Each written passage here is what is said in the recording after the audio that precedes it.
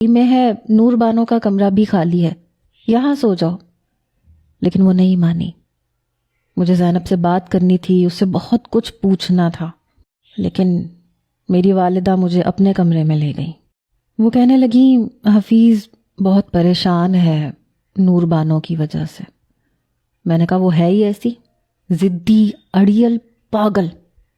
میری والدہ کہنے لگیں یہ تو ہے، لیکن حفیظ بہت ڈر گیا ہے، کہیں دوبارہ وہ اپنی جان لینے کی کوشش نہ کرے۔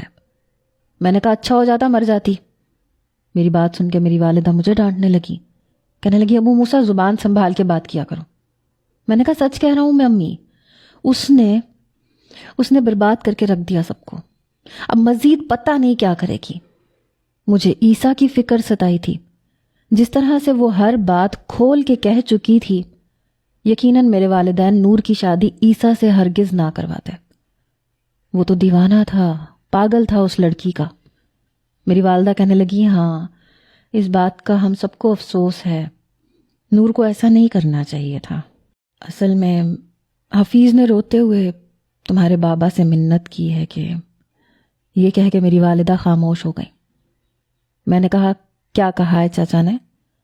وہ نظریں چراتے ہوئے کہنے لگی کہ تم نور سے شادی کر لو۔ میری والدہ نے یہ بات جھجکتے ہوئے کہی تھی۔ میں حیرت سے اپنی ماں کو دیکھنے لگا۔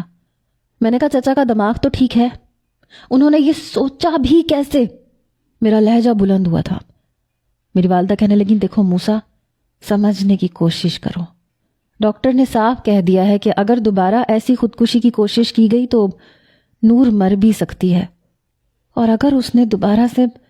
میں نے اپنی والدہ کی بات ادھوری چھوڑی تھی۔ میں نے کہا چچا سے کہیں